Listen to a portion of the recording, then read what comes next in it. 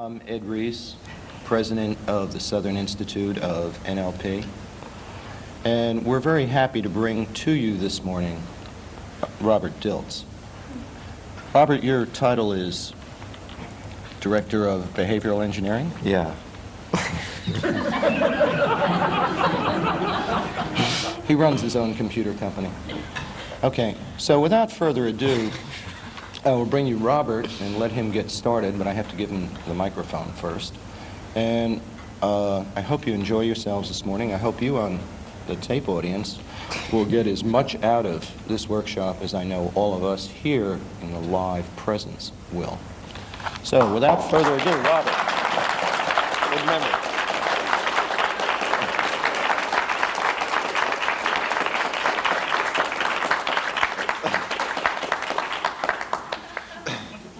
So we're going to be doing advanced language patterns. Language, yes. Because we're really going to do, I want you to get your ears boned up, because what we will be doing in the next 2 days is going to be exploring actually not just language, but something that's a little bit more fundamental, and that is specifically how language interfaces and influences belief systems. Sleight of mouth is named after sleight of hand. And sleight of hand, as you all know, is the form of artistry that involves the production of illusion. When a card magician pulls out his deck of cards or her deck of cards, shows you an ace, and then, you know, it's kind of the now you see it, now you don't. It turns into a queen of spades or queen of hearts or something like that. What they've done is to use a particular form of artistry that involves working with the hand being quicker than the eye. And in a sense, this term of sleight of mouth is not so much about verbal trickery as it is about how people use language to create or alter the illusion of reality, which is basically what belief systems are about. Beliefs are not about reality, they're about how we perceive reality. They're about relationships of reality.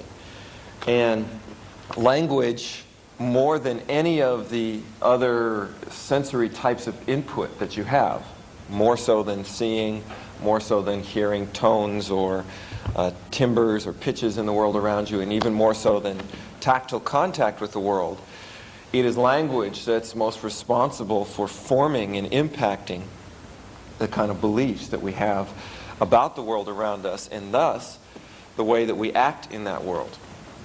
So language becomes, I think, it's one of those things that separates human beings from other animal systems.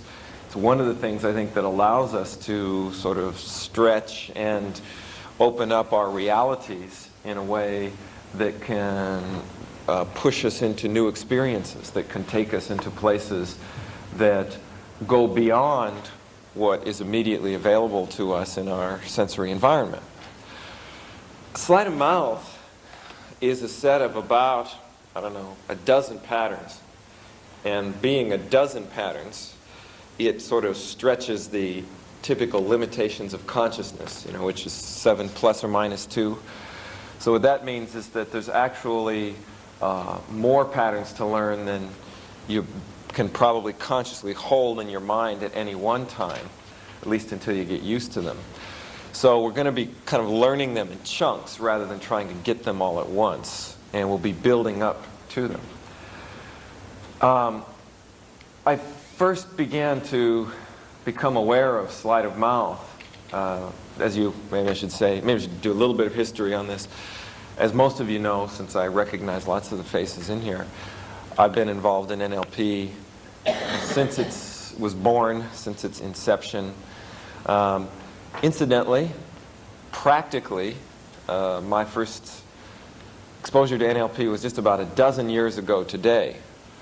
About a week ago or so was when I first walked into an introductory linguistics course at the University of California at Santa Cruz and stumbled upon this man standing in front of the class, there's about 200 beginning linguistics students, whose name was John Grinder, and never experienced anything like it in a college course before. It was this fairly dynamic person. He taught us, those of you that are familiar with NLP will recognize the impact of this. He taught us the meta model on like the second day of class, the entire meta model, and the idea of representational systems, all in one 2-hour class. So here was a group of college students with these tools, these very powerful tools, verbal tools, the meta model, where you could go and find out what people meant by things. You could challenge nominalizations and unspecified verbs and modal operators. And I was taking politics courses, and it was like, this was a godsend to me, oh boy, I could finally, you're never stuck for words when you have the meta model, because you can always challenge somebody's question, so on and so forth. The only problem was, this was before they developed the techniques and concept of rapport. When you learn NLP, you actually learn it the other way first. You learn rapport before you get the meta model. Because the next day of class, it was like a Tuesday, Thursday class, so we taught it on a Thursday, and by the following Tuesday, about half the class came in, dejected, downtrodden, because they'd alienated themselves from all their roommates, their friends, their family, their teachers. Love me, how specifically? Good grades according to whom? And so actually it wasn't quite that bad, but it was sort of interesting. It made a bunch of meta monsters.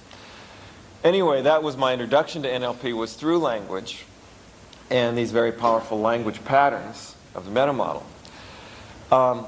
And about, I'd say, 5 or 6 years after that, I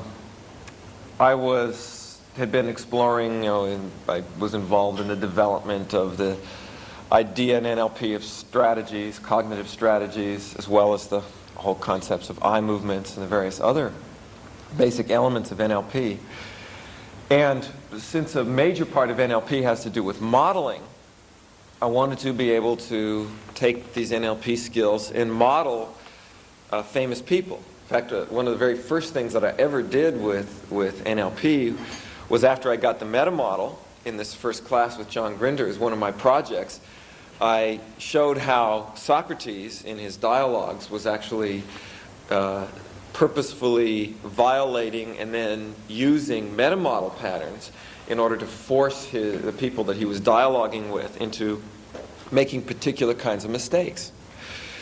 So I've long been into using meta model patterns in order to force the people that he was dialoguing with into making particular kinds of mistakes. So I've long been interested in finding out, well, what did people who influenced the world, who influenced the belief systems of the world, do? One of the things that I found was kind of interesting is, while a lot of NLP patterns have to do with influencing people in a face-to-face context, that is, you modulate your tone of voice to mark out particular things, or you pace representational system predicates, or you use meta-model patterns, that the people who were most successful at doing this, I couldn't really find any obvious kind of pattern in this way. It was almost like these were too small pieces. It was kind of like trying to figure out how to train a horse by looking at it through a microscope. You have to go to a different level of patterning. So if you were going to try to figure out, well, what did people like Jesus do, or Socrates, or even people like Karl Marx, or even, Abraham Lincoln, Adolf Hitler, whoever, good or bad, people that had a large influence, what was it that they were doing? And clearly, I think if you think about a lot of the different people that we're talking about here, you realize that they were all responsible for imposing or for interacting with people on a level that I think could best be described as belief systems. What Charles Darwin did, for instance, was change people's beliefs about the world. He tried to impact these beliefs. so that there was a certain language that had to do with either setting up or influencing or changing a belief system that, incidentally, could be passed down independent of whether the person was actually there or not. In other words, we are still influenced by people like, the world today is influenced by people like Karl Marx and by Jesus Christ, even though nobody here has ever had any direct experience of them, not even through videotapes. That what you have passed down is the Word. And the Word becomes the most important part of at least the sleight of mouth approach to belief systems. Now, of course, as these things get communicated, you're going to be using nonverbal parts of your communication, and those do become a very powerful part of the influence that a sleight of mouth is going to have. But I remember distinctly becoming aware that there was another set of patterns going on when I was at a seminar, doing a seminar together with Richard Bandler in about 1980. And I noticed that in this seminar, Richard had a person up as a demonstration subject, and this person was having some kind of a trouble in a relationship. And Richard had determined that a major part of the trouble a person was having in a relationship was their own belief systems about what a relationship was supposed to be. And he noticed that this person was basically going through a set of patterns that was making his girlfriend wrong. You might, I think people call it making someone wrong, which is basically whatever they do, you find a way to frame it as being negative. So instead of an NLP, the positive reframing, you're doing reblaming. So, a person can try to do something positive for you, and so it's like, it'd be kind of like if you drew an invisible line in the room in your mind and said, don't cross that line, or you're going to offend me. And then the person says, well, where's the line? And you say, well, if you really loved me, you would already know where that line is. So, don't ask me. Besides, if I told you where it was, then you could manipulate me, because then you wouldn't cross it just because, if I tell you, then you can do it purposefully, and then at the end of the day, you tell the person, you crossed it 3 times, so you're really going to start keeping score and all this kind of stuff. And it was kind of a way of building a belief. And if the person says, gee, I really didn't mean to cross your line, well, maybe you'll be really generous and give them another chance, not to offend you. But what Richard was doing was he started to put this person it actually put the whole group into kind of a belief double bind that was similar to what this fellow had been doing.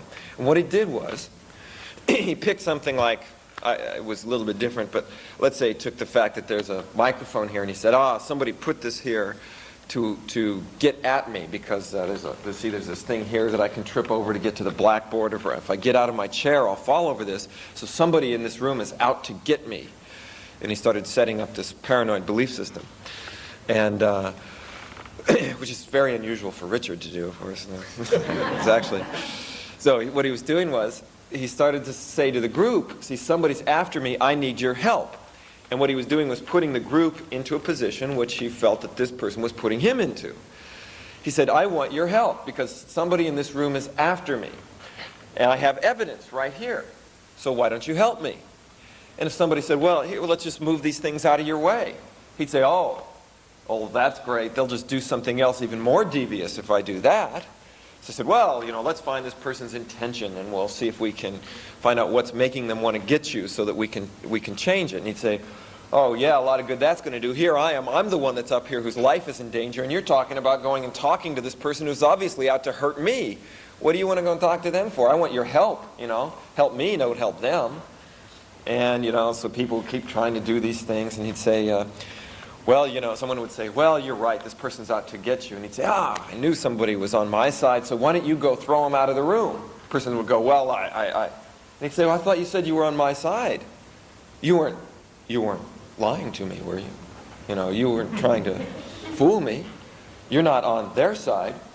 All of a sudden you go, uh-oh, there's 2 people on their side. Or if people started asking him questions, well, why are you worried about this? What do you want to have happen? He'd say, why are you asking so many questions? Don't you trust me? Don't you believe me? You're supposed to be helping me and you don't believe me. A lot of help you're going to be. And basically, whatever anyone tried to do, if they tried to pace him, that wouldn't work out. If they disagreed with him, that would just validate that people were out to get him. And he kept trying to say, well, help me. Can't anybody do anything? And I think finally someone in the back of the room raised their hand and said, well, can I get you something to eat? When in doubt, go for the basics. And the thing I realized, though, was that it wasn't meta-model, it wasn't predicates, it wasn't accessing cues, it wasn't pacing and leading, that it had to do with classifying responses. And the interesting thing about it was that this language that he was using was categorizing whatever specific behaviors, all these great learning behaviors that you had, that somebody could just simply by going, labeling it with a word, or connecting it in and putting it over here with that, could actually take something that you were doing, which was intended to be positive, and turn it around to a negative. In other words, turn the ace of spades into a joker. And it was kind of like that there was this kind of pattern going on. And I realized that I could actually do it. In other words, I could follow along with what he was doing, and I could make up my own situation and start to do the same kind of pattern. And I thought, this is the kind of thing that some of these people are doing when they some of these powerful people are doing when they set up a belief system and utilize it. So basically I began to think about, well, one way of thinking about this, by the way, is that you all know that there's such a thing called as content and context reframing. Content reframing is when I take a piece of content that somebody's using, where somebody says, this person is yelling at me. And a content reframe would be, well, it's not that they're yelling at you, they're just expressing themselves loudly. This person is yelling at me.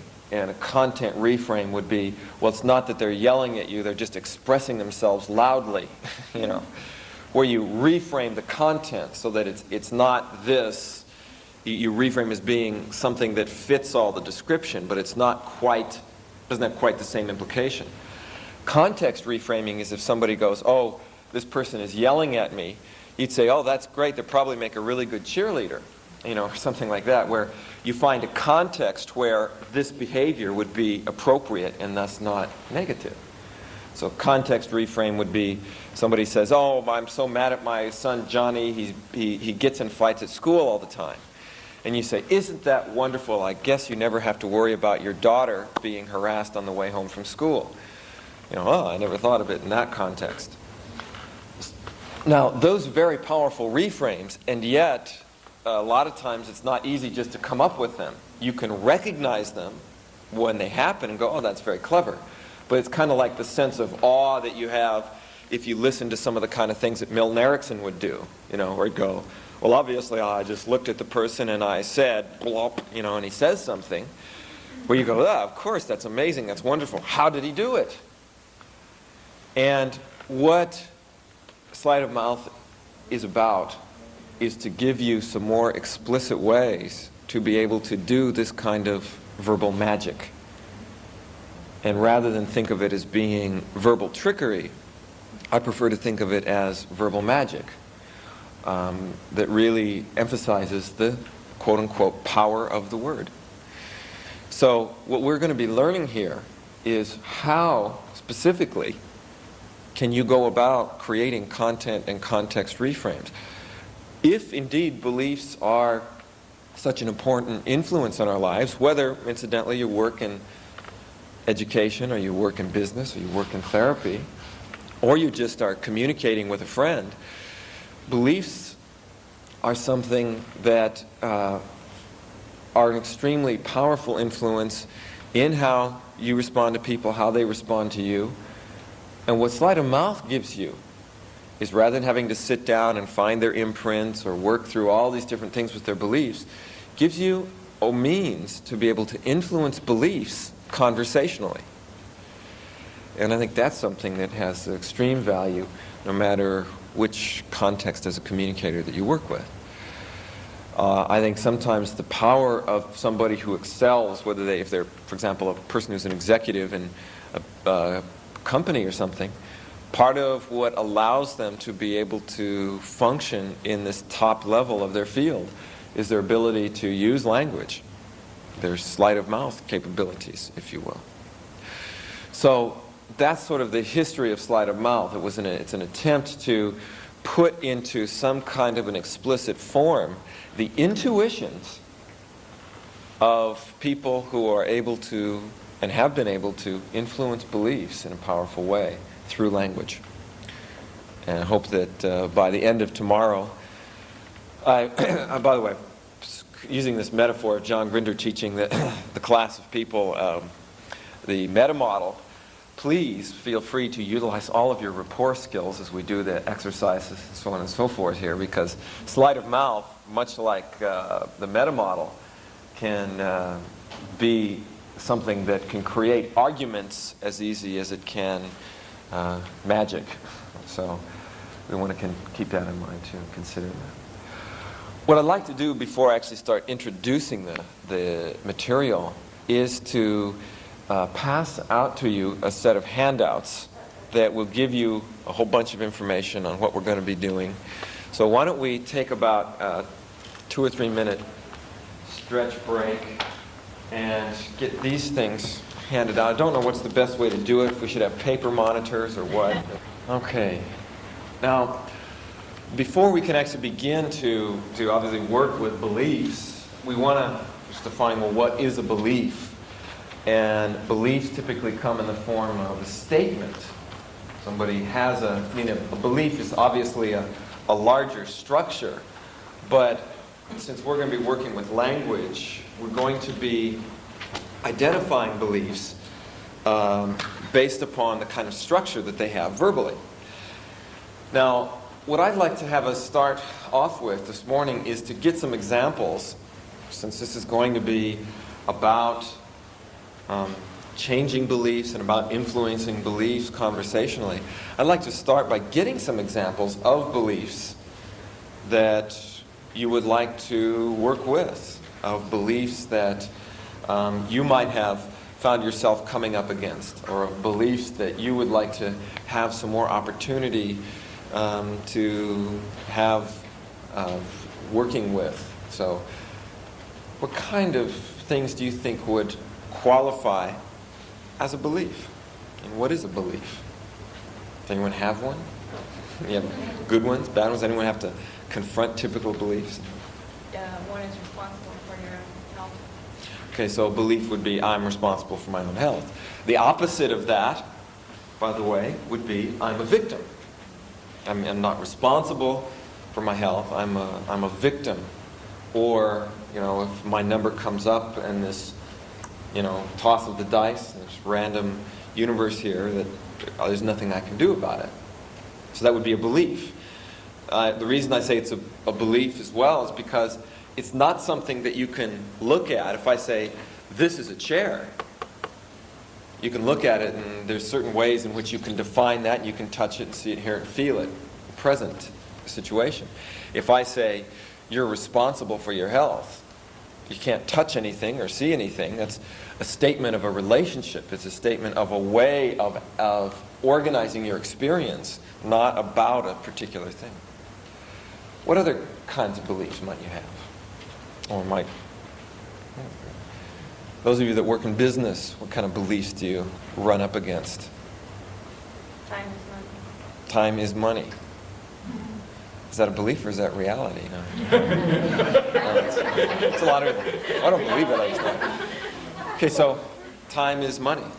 There's other things. Let's think of some other kinds of things around time and money that people can have beliefs about, like there's never enough time to do what's really important. Sometimes people would have that belief. Or I don't deserve to make the kind of money that I want. Those are beliefs, certainly, that limit people. There's no way that you can touch something, knock on it, hear it, see it, that's going to let you know for sure, in reality, if you deserve something or not. That's a belief. It's something that you either decide or you don't. It doesn't have to do with reality. It has to do with sort of a decision. It's a belief.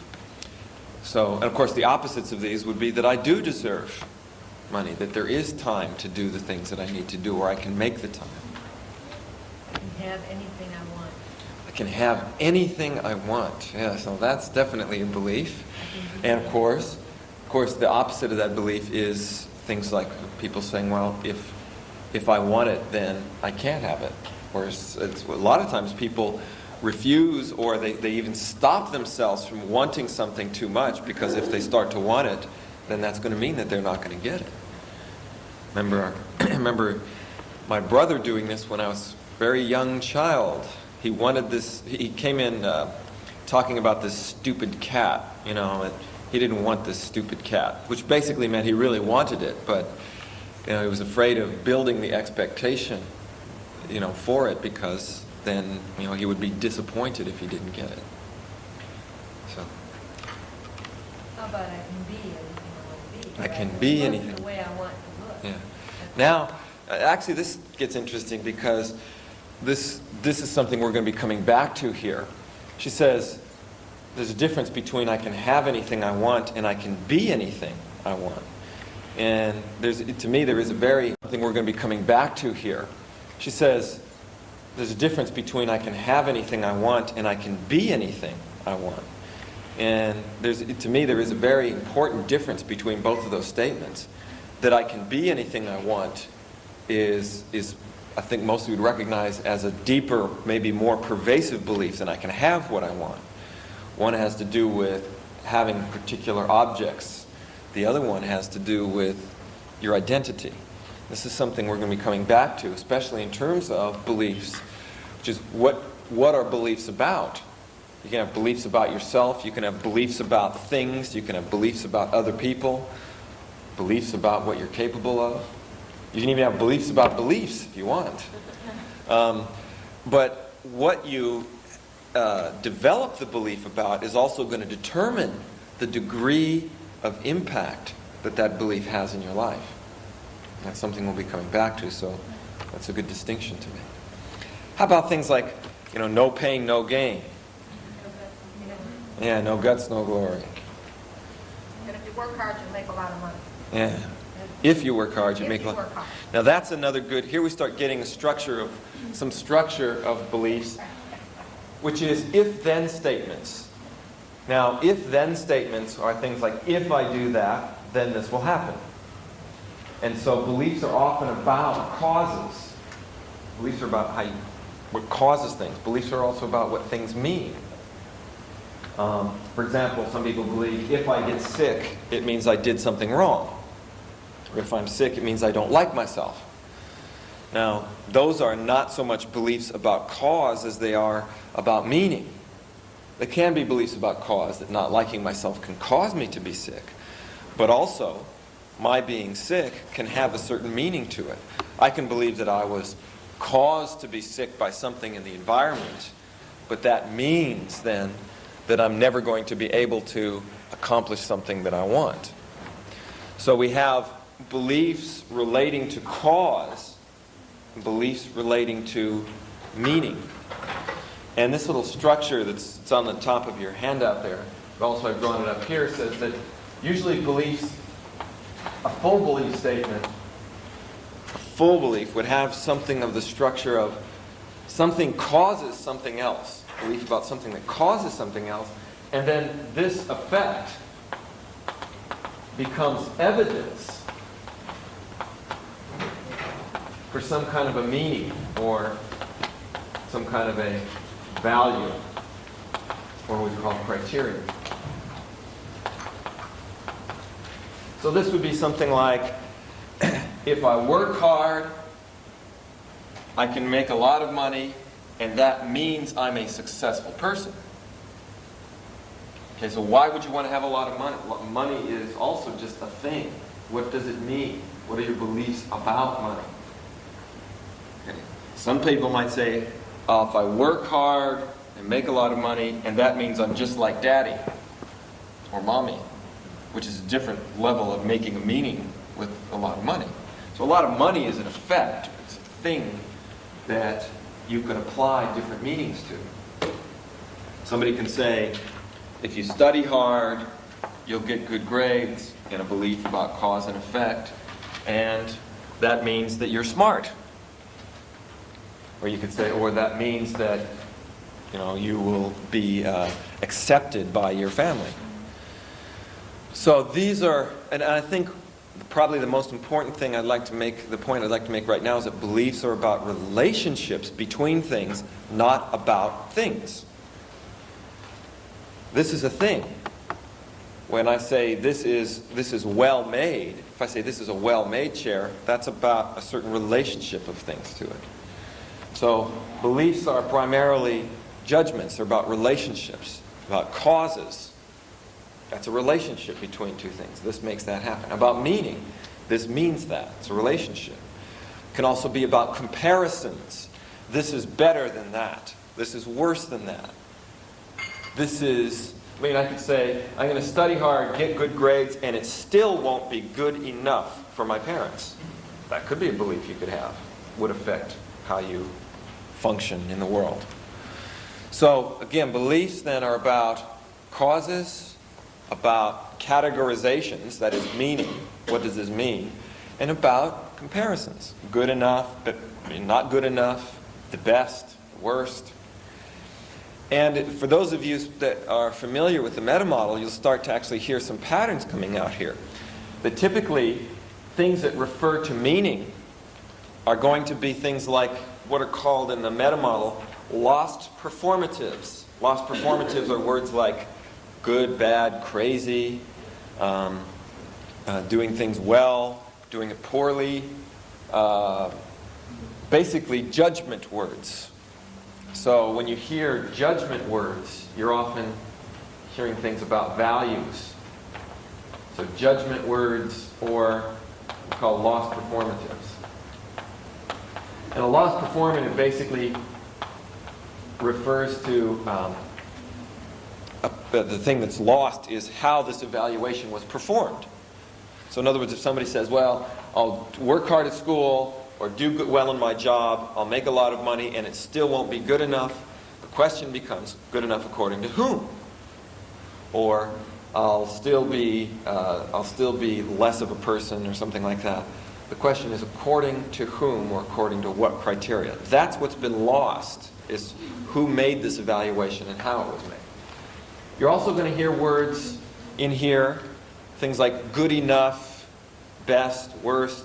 These in NLP are called comparative deletions. So good enough compared to whom? Compared to what? So we have comparatives. And that's, again, how you're going to be able to tell when somebody's speaking value language. Comparative deletions.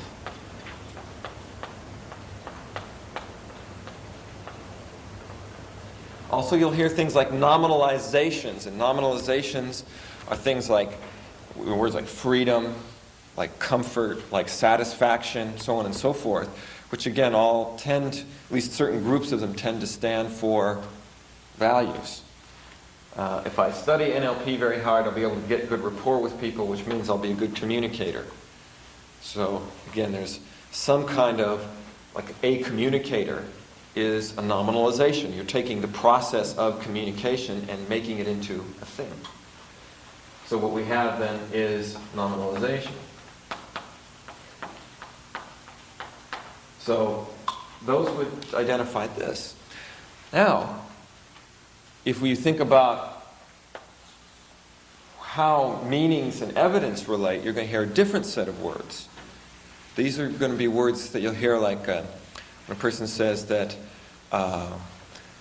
I should do something because it means this.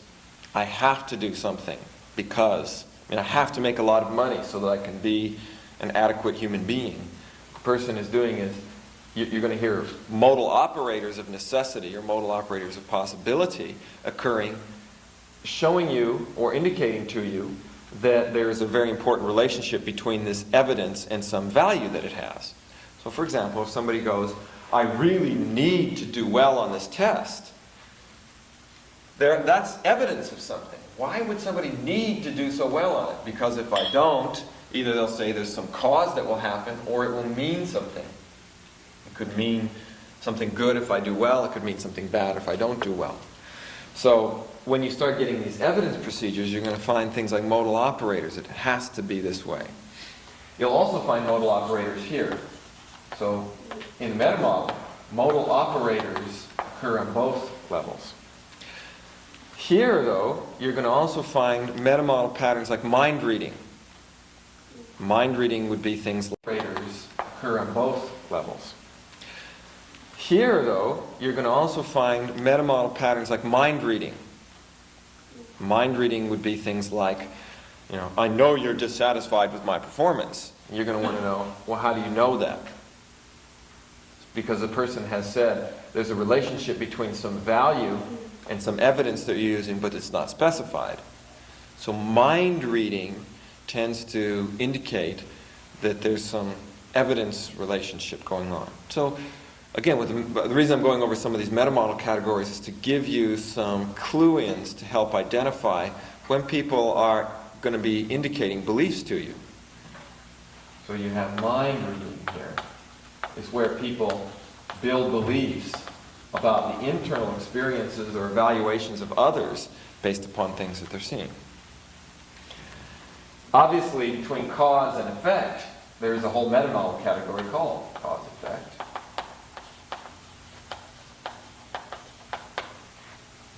Which is, you make me feel this way. And this would be kind of a classic belief. My boyfriend or girlfriend makes me feel this way, which means that they don't love me anymore. Something like that. And this is going to be a relationship of a cause to an evidence. They make me feel this way. How specifically do they do that? And so cause-effect can tune you into potential belief relationships regarding how two things are linked together in a causal relationship. If-then statements are typically causal relationships as well. Also, one other meta-model pattern I think you'll recognize when it can cue you into beliefs, especially about cause and effect, are universal quantifiers, which are words like all the time, every time this happens, I never am able to do this, so on and so forth, would give you information about cause and effect. I always do poorly on my math tests, so therefore, I don't know, whatever, I'm genetically deficient, or my math gene got twisted the wrong way, or something like that. So these are some of the kinds of things that can indicate when you're getting close to a belief. And they can indicate where in the belief you might want to focus. So if we were to take beliefs like, I can do anything that I want to do, in order to get a complete belief statement, you'd want to find out, how do you know that? What's going to be evidence that lets you know that this is true? And what makes it possible? How do you, what makes it so that you can do whatever you want to do? And that becomes sometimes a very interesting thing to do. I often find that people only express part of a belief. And one of the things that I'm saying here with this model is that in order to have an entire belief, what you want to be able to do is to get all of these different components. And what I'd like to have us do first, I'm going to do some examples, but I'd like to have you do an exercise where you get a chance to ask questions and get complete belief statements, because then sleight of mouth is going to operate on these belief statements. And in particular, we want to know things about if somebody says, oh, the world is against me. There's not that much you can do even with sleight of mouth yet, because you need to find out the relationship that the person is defining. Like, how do you know that the world is against you? What causes the world to be against you? That is where you get some of the most interesting information. Because it's what causes the world to be against you because of something in them or something in you. Is the world against you because of who you are, because of the way that other people are? Somebody has a classic paranoid belief, people are out to harm me. What causes that? That's where you start finding quite interesting things. For example, one of the things that Sigmund Freud said was that paranoia was often caused by the need for the person to feel important. Well, if people are out to get me, I must be a very important person. I have a lot of effect on people. Why else would they want to get me? And this, of course, becomes interesting just in eliciting the belief to find out some of the things that are behind it. And if you're working with a belief that you have yourself, sometimes you might not have ever considered that. You might not have ever considered, well, I have this belief. Where does it come from? There's the classic tale of the lady who, every time she roasts a ham, she cuts it in half, puts it into her roaster or whatever, and someone asks her, well, why do you cut it in half all the time? She says, doesn't everybody know? Well, why do you do it? Well, that's the way my mother always did it. I thought that's the way you were supposed to. And one day she's talking to her mother and she says, oh, by the way, I've been meaning to ask you, how come you always cut the ham in half to roast it? Her mother says, oh, well, that was just because the roasting thing was too small to fit the whole thing in, so I just always cut it in half to fit it in. Of course, the woman had certainly a good-sized roaster. She had just built this belief that that's what you were supposed to do in order to roast the ham. And sometimes you'll find that you might have a belief where you go, well, I don't know what I think causes it. It might be an interesting thing to explore, to find out. Yeah, Robert, on the last portion, the circle part, Yeah. do you find sometimes that becomes a whole sort for people? Yeah. Example, my boyfriend looks at me very intensely. The effect is he makes me feel special. The meaning is, A, he loves me. B, you could also go another sort, which is, I'm really not special. He just makes me feel that way. Right. Or when boyfriend leaves, takes a piece of him or herself. That's right. With him. I find during grief situations that's what people do. They take the last portion out. Yeah. One of the things that Richard is bringing up, and I think it's, of course, another very interesting element and very important element, is that you can have a particular piece of evidence might have multiple meanings. Well, it could mean, if he looks at me intensely, that he loves me, or it could mean that he's trying to fool me, or it could mean that, all kinds of things. It could mean that I have special power over him. I know how to draw, I'm charismatic, instead of he loves me, or something like that. And, of course, in your lives, you are often exposed to multiple belief systems. And at times you might actually pick up 2 or 3 different belief systems. And this is where you get interesting things like conflicts. Because this evidence could mean number 2 or 3 things to you. And the question is now, which one is valid? Or, as we were talking about earlier, I can have things that relate to identity versus things that relate to behaviors or understandings about other people. And it might mean one thing with regard to my identity and another thing with regard to what other people think, which also can become a conflict. So this is where, of course, life gets interesting. And this, of course, is the structure that makes these magic tricks of sleight of mouth possible, is that things have multiple possible indications, multiple meanings, multiple causes. Now what I'd like to do is to have you do a little exercise just to start getting tuned into belief language, in which you pair up with somebody, or actually maybe get into a group of 3, I think would be better. And what we'll do is to just gather this information about a particular belief. What I'd like to have you do during this exercise is to either pick, number 1, a belief that you have regarding yourself that you would like to explore. And we might want to do is have you pick some positive beliefs and pick some negative beliefs. Positive beliefs meaning, what is something that you do believe is a resourceful belief about yourself? Like you might believe, I'm a creative person. How do you know that you're a creative person? Well, because I've done these and these things. What's caused this to happen? What's caused this relationship? Okay, so you might want to fill that in. What is a resourceful belief? Then you might want to find a limiting belief. Limiting belief might be something. Okay, so you might want to fill that in. What is a resourceful belief? Then you might want to find a limiting belief. Limiting belief might be something like, I can't do such and such a behavior. I can't lose weight. I can't, whatever happens to be. How do you know that? well, I've done it so many times, I've tried so many things and nothing's worked. Well, what's made that happen? Oh, it must be my childhood upbringing, or it could be my genetics or something. So kind of fill in for yourself on a positive and a negative side. Now, what I'd like to do is to just rehearse through this a couple times using some examples from the group and show, it's a real simple procedure. You're just going to say, when the person gives the belief statement, you ask two simple questions. Number one is, how do you know that? So here, for people, we usually start with the belief, the generalization. I'm a successful person, or I'm a limited person, or whatever. You want to say, how do you know that?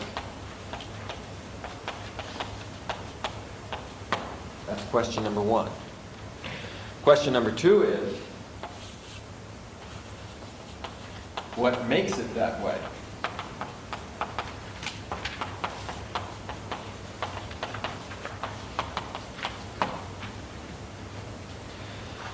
By the way, you'll notice that I can ask this cause question about, well, what makes this evidence happen, or what makes both of these?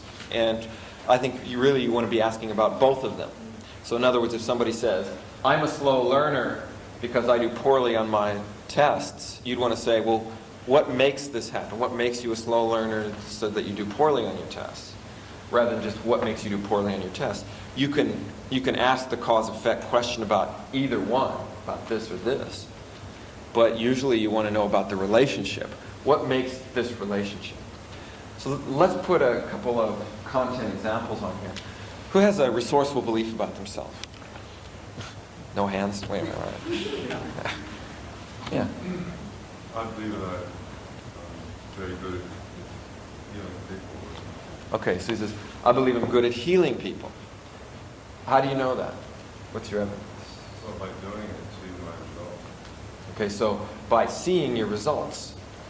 So he says, I've this particular things that I've seen, results. What makes you that way? What makes you a good healer so you can get those results? Because I care about what I'm doing. It's Okay. important. So this becomes, see, here's an interesting thing you find, I think, in just gathering information. And by the way, I do a lot of work in terms of eliciting beliefs from people who are successful. For example, beliefs from people who are successful in healing themselves. I'm going to be doing a whole program in May where we're going to be taking people who are in their 80s and 90s, maybe even hundreds, and eliciting from them their beliefs and their strategies for how they have, by the way, these people that will still be vital, taking care of themselves, living on their own. Find out, well, what are their beliefs about the world? What are their strategies? And this becomes an interesting way to start to gather information about that. Because what I hear him saying is this. Because I care about people, I do things that allows me to see this result. And that means I'm a good healer. I think that's a very different thing than if he said, because I'm a good technician, I can make these things happen and be a good healer.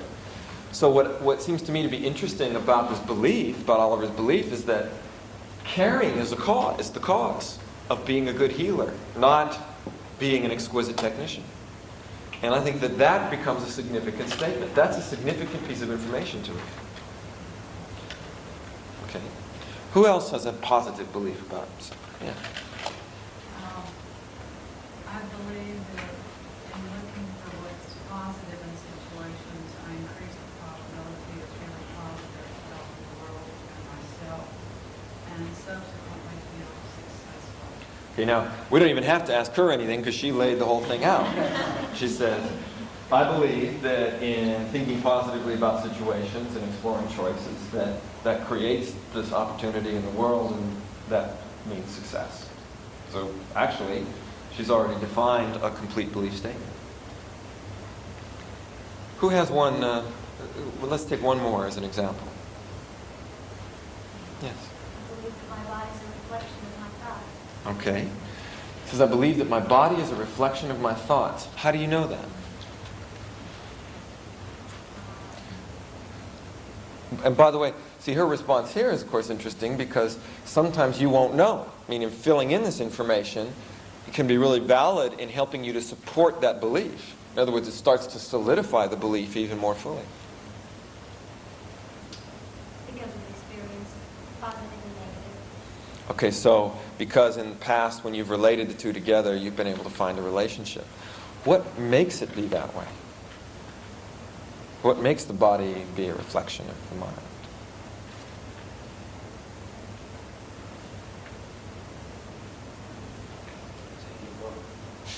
I'm going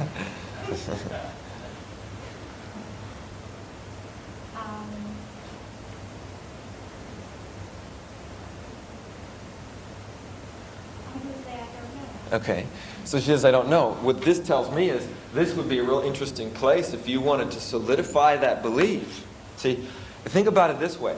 If I want to install a resourceful belief in somebody, whether it's regarding health or whether it's regarding business, whether it's regarding education, how am I going to do it?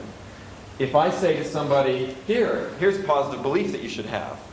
Your body reflects what happens in your mind. And they say, well, what makes it be that way? And you go, well, of course, I mean, I'm sure that you have it intuitively, that you know that.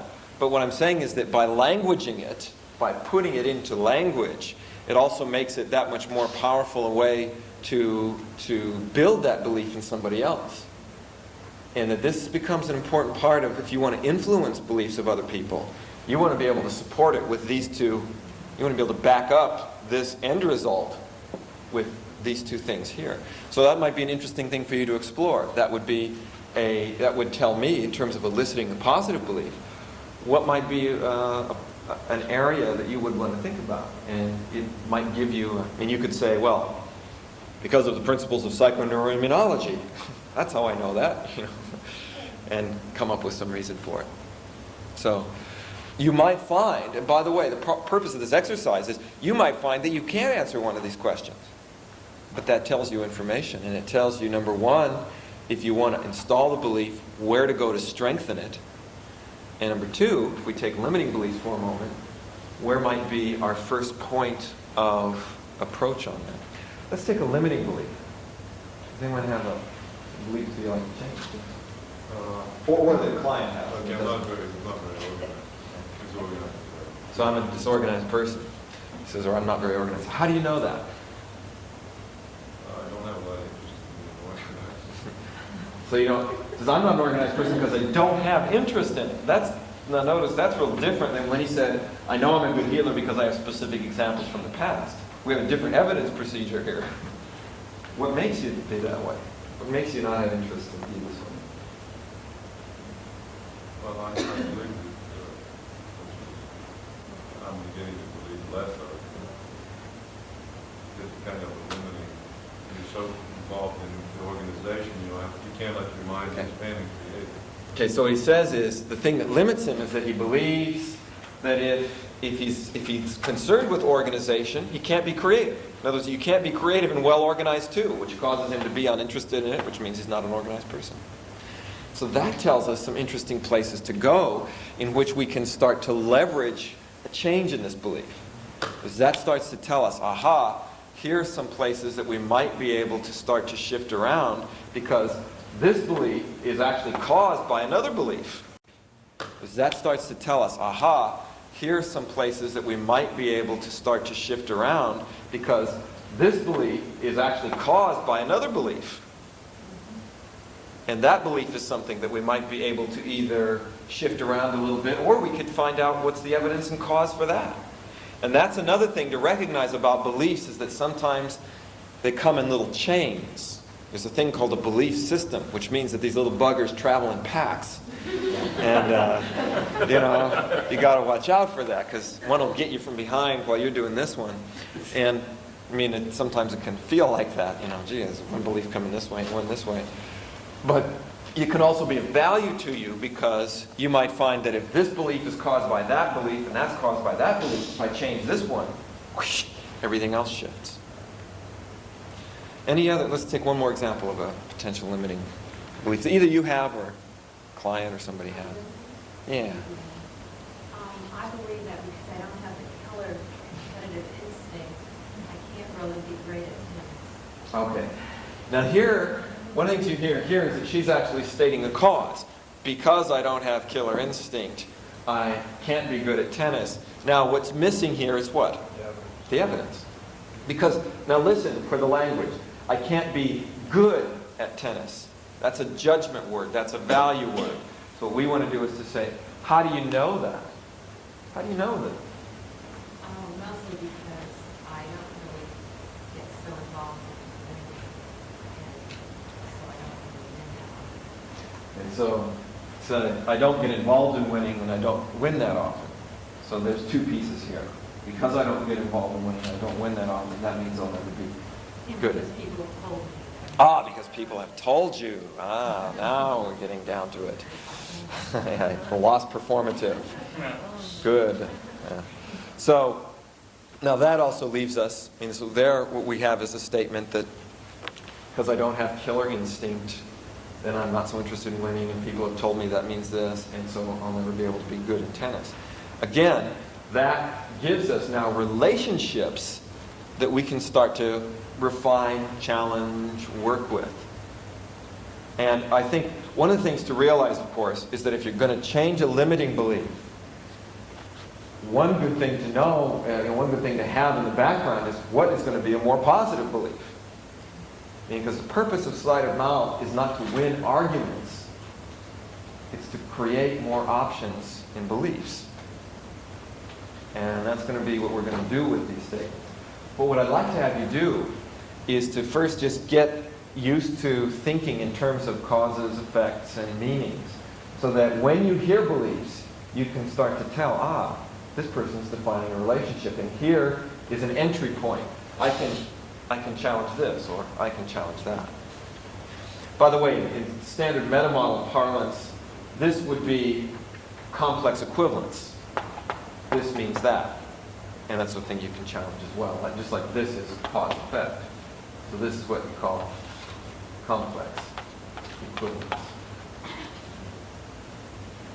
By the way, let's go the other direction. People here are being very nice and stating, I believe this. Now, people are not going to always put it in that structure so you can go, this must be a belief, because they're calling it that. A lot of times they'll say, I need to have killer instinct. See, they're not telling you the rest of it. So if they go, I need to have killer instinct, you want to say, well, what would happen if you did? What would happen if you didn't? That's what, when you challenge those things, that's what their purpose is. Okay, so if somebody goes, I must win in tennis, you might say, well, what would that mean? Or what would that cause? So people are not going to always be able to put it into a belief statement. For the purpose of this exercise, I think you can just easily preface it with, I believe blank, and then have people ask you the question. By the way, I suggest that you kind of just pick something here. Don't think it out ahead of time and figure out all of the things. It's very interesting to have people ask you these questions, so you have to figure it out, because sometimes you won't know an answer, whether it's limiting or whether it's positive. So, here's what I'd like to have you do. Get into groups of threes. One person will state at first a resourceful belief, positive belief about yourself. So when that person states a positive belief, person number 2 says, how do you know that? Once you got that answer, person number 3 says, what makes it be that way? What makes it that way? And then put down your answers. And then pick a limiting belief, person number 1, and state it. And person number 2, you say, how do you know that? Person number 3 say, what makes it be that way? And then switch roles so that each person gets a chance to elicit information about both a positive and a limiting. By the way, as you can already, if you compare, for example, with Oliver, since he gave us both a positive and a limiting, you also start to find some interesting things. For example, his limiting belief had a different kind of evidence than his positive belief, didn't it? His limiting belief was, well, I'm not good at this because I don't have an interest in it. And that comes from another belief. Whereas his resourceful belief was, I'm good at this because I have sensory evidence, which comes from an internal state of caring. Now that also tells us some interesting things about what might be resourceful ways of approaching things for Oliver. Okay. So, check the time here. What I would say is, if we could be back, this should take maybe 5 minutes or so a person.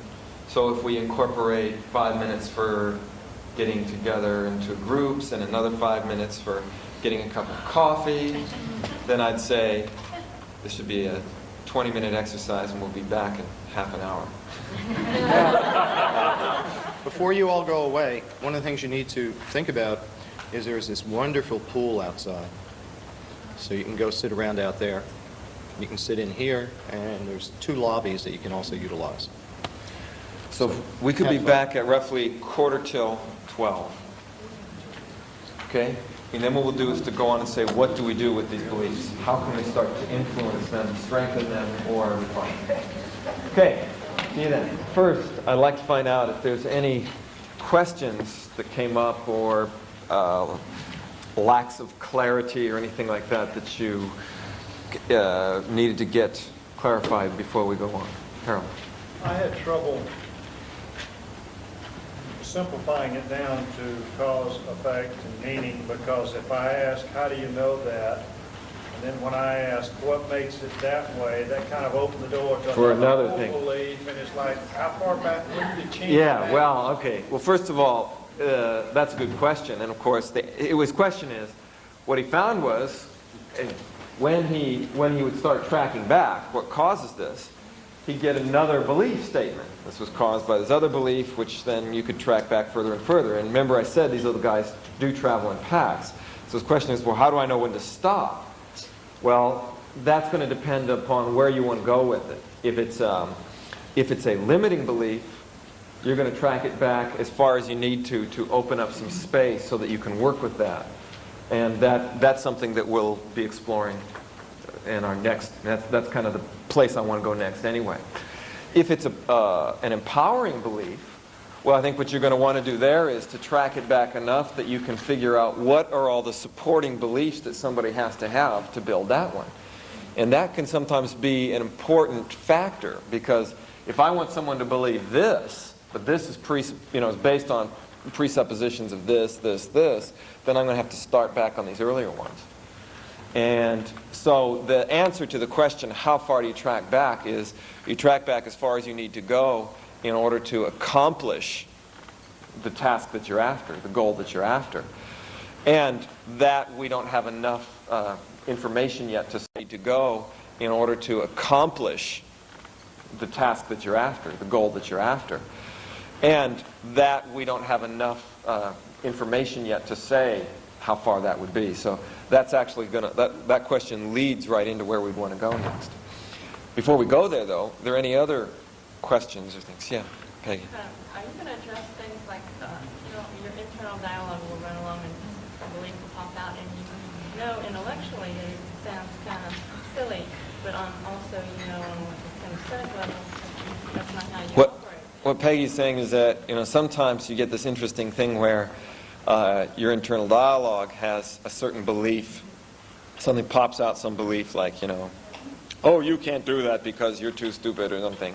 And you go, that intellectually she says that that's not true, but on a kinesthetic level it feels true. Well, she said, are we going to address that kind of thing? What we are going to do, yes, is address that, but we're going to do it from a verbal level. So clearly that is a very common element of beliefs. I think the important point also to mention in regards to your question is that what she's raising here also tells us something very important about beliefs, which is that they don't have to be logical. They don't have to relate to reality in this form, nor do they have to be logical. That's precisely what makes them a belief, is that they defy logic and they defy reality. So, yeah, we will be addressing that kind of a thing, although we're not going to be doing there are belief change techniques that I've developed and belief integration techniques, although that's not exactly where we're going to focus here. But we will be attempting to influence, like if some belief pops up in your internal dialogue, how you might go about using sleight of mouth to shift the kinesthetic impact that has. Obviously, one key to success is to have your intellectual, your emotional, and your verbal all align together. When they all agree, you're in good shape. Most of the time people experience problems is when they look at things one way and their voice tells them something else and their feelings are kind of caught in between or something. And these are the kind of things that, I mean, when we start thinking about our goals, what we want to accomplish with these verbal maneuvers, we want to try to bring some kind of an alignment to these different issues. So we will address it, but not from the level of like re-imprinting or something, which is another kind of a belief change. Yeah. Yeah. Any other questions, clarifications, things that came up from doing this? Stand here. Okay. So, what do we do with it now? So now you've got resourceful beliefs, you've got limiting beliefs, you've got them kind of laid out in evidences and causes. So now what do we want to do with them? Well, one thing we want to do is to, if it's a limiting belief, we want to find out some ways to open that up, to add more options to it. And by the way, I mean, you could use sleight of mouth to try and challenge beliefs or to try and argue with people, but I find that the most appropriate way to use it is to literally give you different perspectives, different frames on a particular limiting belief. If it's a resourceful belief, what you want to do is to start to use that belief and spread it to other places, to take the resourceful belief and make it connect in with other things, to make it spread, to make it be more of a foundation for other changes that you'd like to make. And that's kind of going to be the two large frames we want to use here. If it's a limiting belief, we want to open it up a little bit. If it's a resourceful belief, we want to start to use it as a foundation for other changes and to use it as a leverage point to make other changes. On this first page of the handout, it lists some basic strategies for influencing beliefs with sleight of mouth. And what I'd like to do is to just review those. There's sort of 4 of them, and these relate to the specific verbal patterns. These here are strategies. They're not verbal patterns. They're things that you can do with these verbal patterns. You'll notice that the first one is chains of meaning. Now, let's take a belief like if somebody says, well, NLP is dangerous because it's manipulative. And somebody laid this belief on you and you do NLP and you wanted to kind of open up some options there. Chains of meaning would be, you might want to say something like, well, since NLP is dangerous, that means that it's very risky. And of course, risk-taking is something that's necessary for change. So therefore, NLP is necessary because it's manipulative. So, which, yeah, right. Yeah, that'll take your head off, I see. Right. But all you've done is, you said, since it's dangerous, that means that it's risky, and since risks are necessary for change, then, because you say all these things are equal, you're saying this means that, therefore, the fact that NLP is manipulative means it's necessary.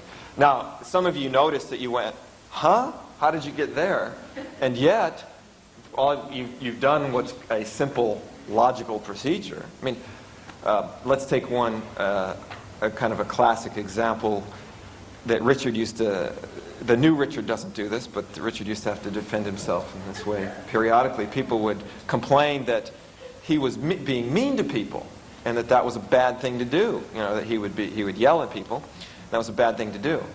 So to make a chain of meaning, he might say, well, I mean, being mean is expressing your feelings, and since expressing your feelings is an important way of being genuine and honest, that I'm actually a genuine and honest person.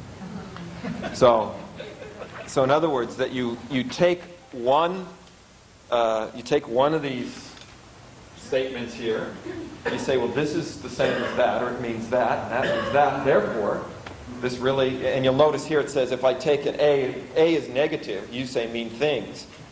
And I say, well, A means expressing feelings, B, and B means being genuine and honest, C, which is a positive, then actually being mean is being positive. And that's, I mean, it's a basic strategy that you can utilize. Now, by the way, it doesn't have to be defensive. I remember one of the times I had when I was a kid, I was first learning to play basketball, and we had a real tough workout, and I was just exhausted and tired. And I said to the coach, I said, "Josh, look at me, I'm covered with sweat."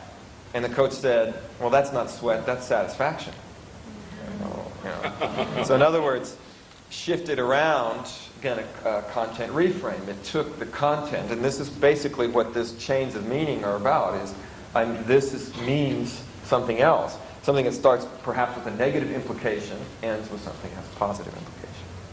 So that's one of the basic strategies.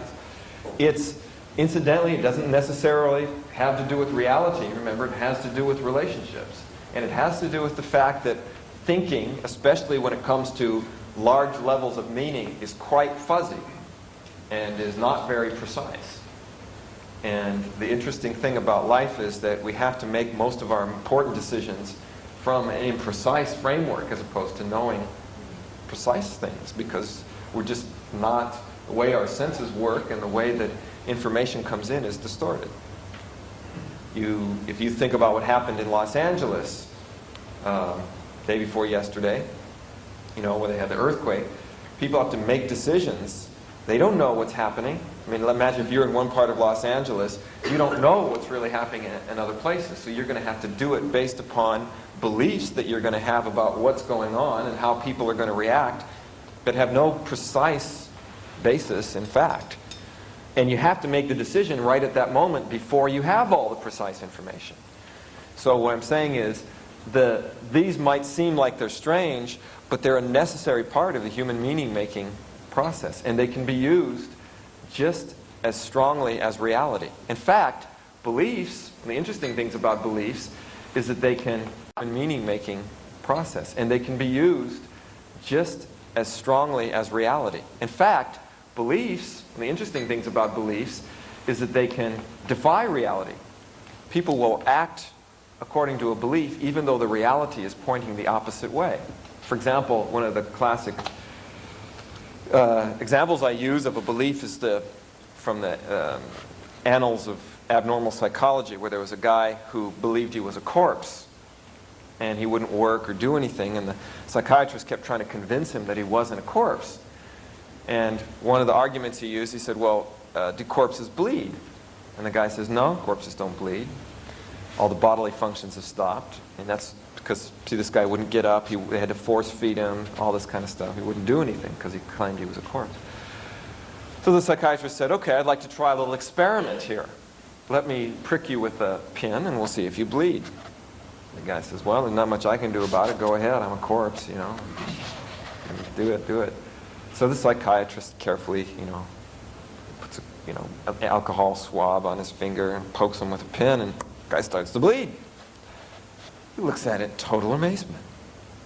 Says, "I'll be damned. Corpses do bleed." Now, what this says is that the belief is a higher level than the reality. And while that may seem humorous in this context, I've seen the same principles working in contexts where people have serious illness, terminal illness. I'm already dead. What difference does it make? Nothing that I do will make a difference. You notice something, "Oh, look it, this happened. This looks like it's going in a positive direction." Yeah, that's interesting. I guess somebody who's going to die in a month can have that happen, or can feel energy, or can do this or that.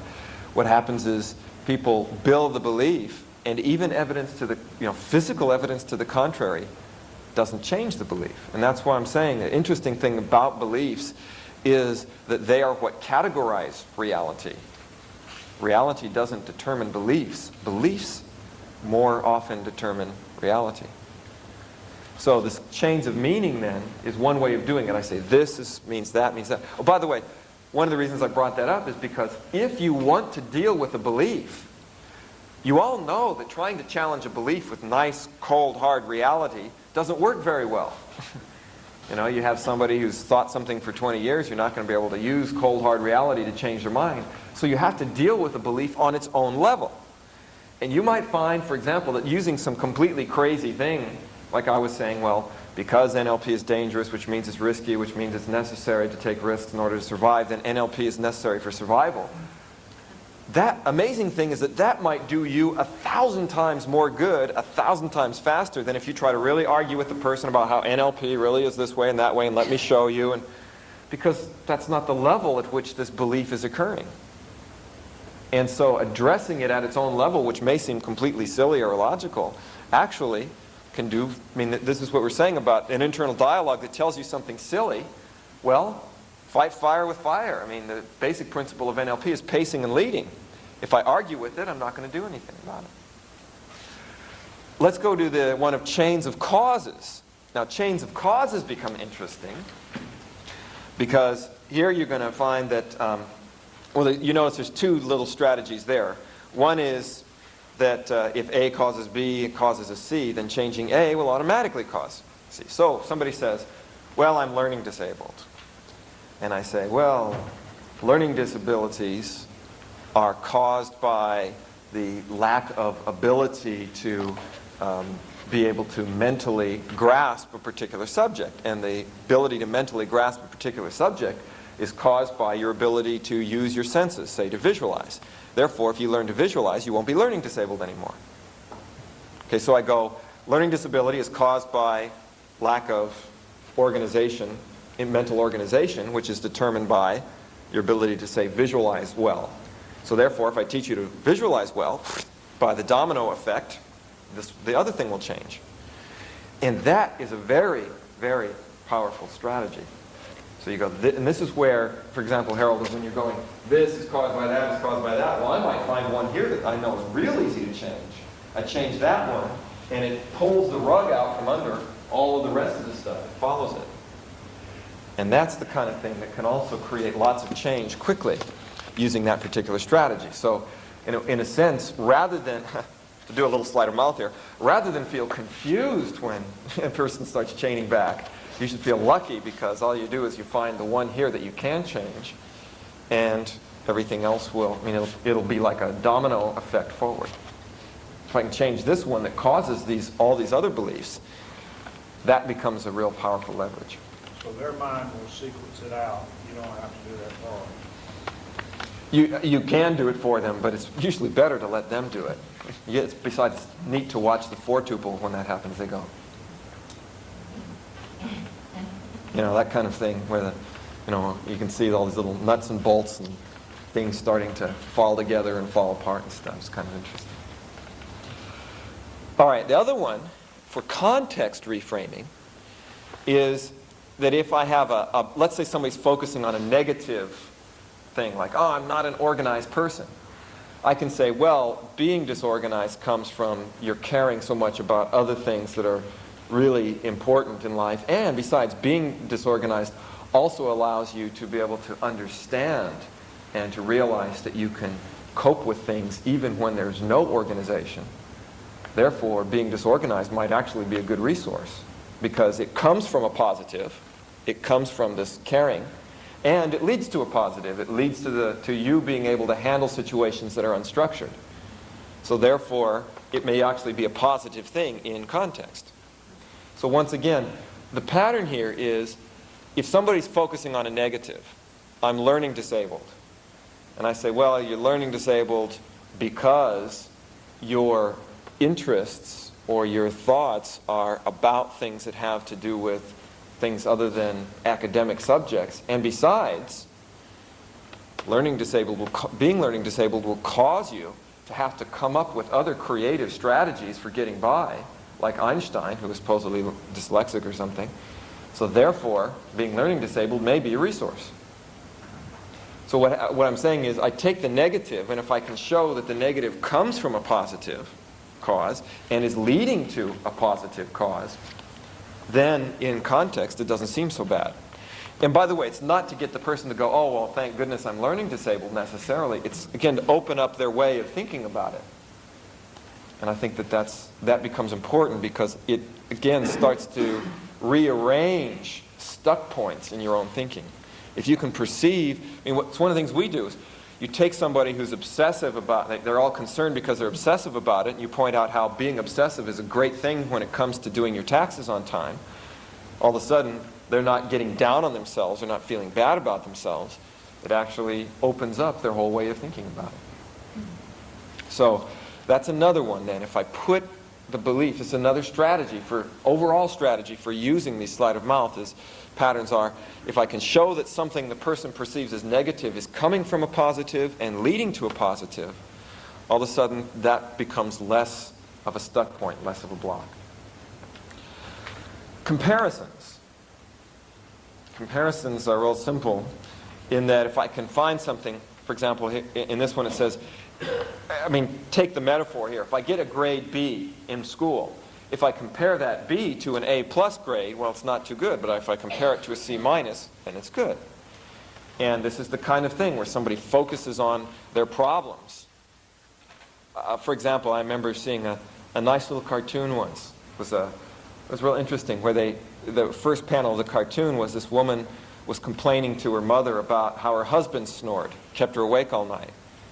The next panel was the mother was saying, oh, gee, you know, her husband had passed away. She said, what I would give to be able to hear my husband snoring. The next panel shows they're sleeping at night and she's listening to this guy snoring like it's music. So again, what she did is just change the whole implication of what this snoring behavior meant by a comparison. The snoring was exactly the same as it always was. The question is, compared to what? And again, that's reframing. All of a sudden you go, well, I guess this isn't so bad.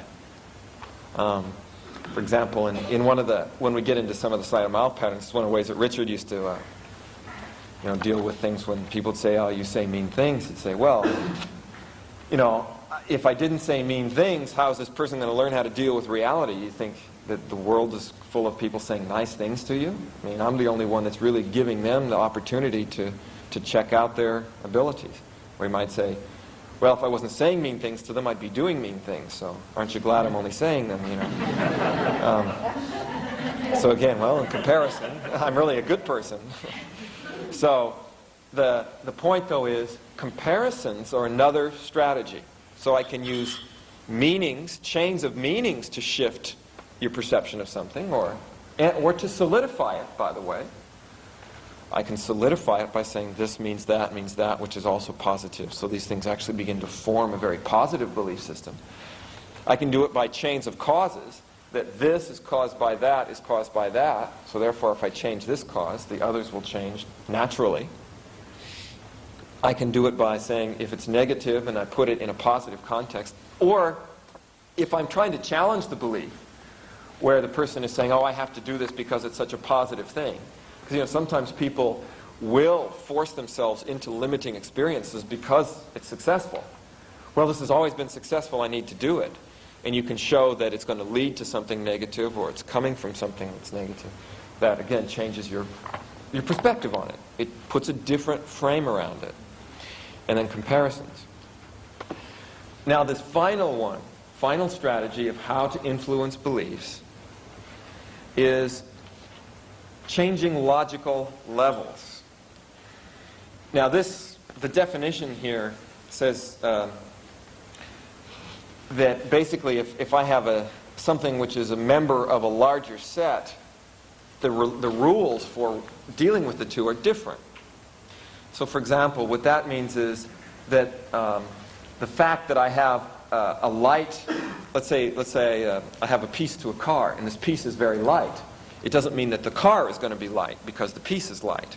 In other words, what holds true for the member, the part of the car, doesn't necessarily hold true for the whole car. And that's what a logical level is about. It says what's true for a part of something is not necessarily true for the whole thing itself. And what I find, and you'll see that it's listed here, and there's the next 2 pages on this, is, because I think it's very, very important in terms of working with beliefs, that there's a fairly typical set of logical levels in human behavior that you will find yourself dealing with all the time. And I call this the ABCs of NLP. So A, highest logical level, is what I am, my identity. Beliefs about what I am are the most important. Now, B is beliefs themselves. So what I am, my identity, is actually bigger than my beliefs, because what I am is composed of my beliefs. So A is what I am, A for am. B is what I believe, B for believe. C is for what I'm capable of. Now, what I am capable of is categorized by my beliefs.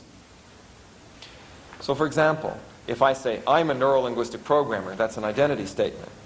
If I say, neuro-linguistic programmers are powerful people, now that's a belief. It's not dealing with myself. It's saying, neuro-linguistic programmers have these capabilities.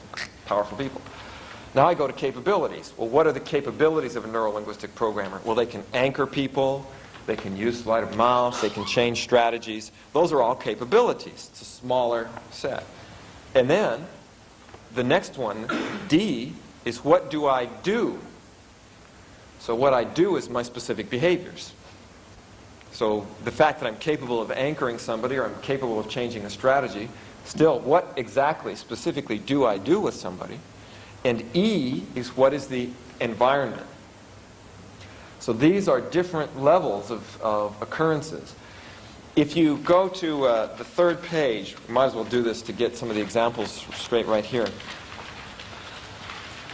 You see it says examples of statements at different logical levels. And I really like for you to pay attention to these because these will make, I think, whether you're using sleight of mouth or not, these logical levels can really help you to sort out things that you might find are stuck places for you in your work with other people or with yourselves. So, for example, let's say a student does poorly on a spelling test. I can make an environment statement. I can say, well, the noise in the room made it difficult to take this test. This doesn't even relate to you at all. I'm talking about the environment made it difficult to learn. It doesn't have to do with you at all. So, boy, that's really safe.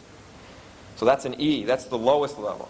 I can then come to a specific behavior level, which is I can say, you did poorly on the spelling exam. It's one exam. This is a behavior. I can code it as a behavior. I can refer to it as a capability. I mean, I could say all these things, same things to a student that's done poorly on the exam. I can take the capability, you're not very good in spelling. Now notice that goes beyond just this particular spelling exam. That generalizes to your capability of spelling. That's a different logical level. It's a bigger level. I can go to a belief level. I can say, if you can't spell well, you can't get into college. I mean, now we're starting to talk about things that expand. This is not just whether you're a good speller or not. This has to do with other things in your life where I can say, you can't spell well. You're not a good student. And that's an even bigger belief. And finally, I can go to identity, which is, you're stupid or you're learning disabled.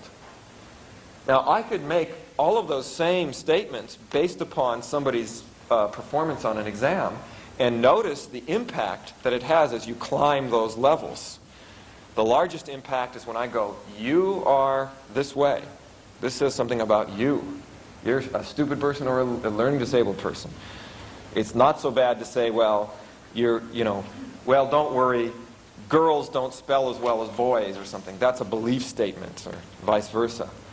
But it's still a belief. It relates it to a category of you being a girl. Or if I say cause-effect, if you can't spell, you can't go to college. I mean, that starts to affect, it's still a pretty big area of experiences. If I code it just as a capability, you're not very good in spelling, well, that's kind of bad, but at least it's not as horrible as ruining your life or something.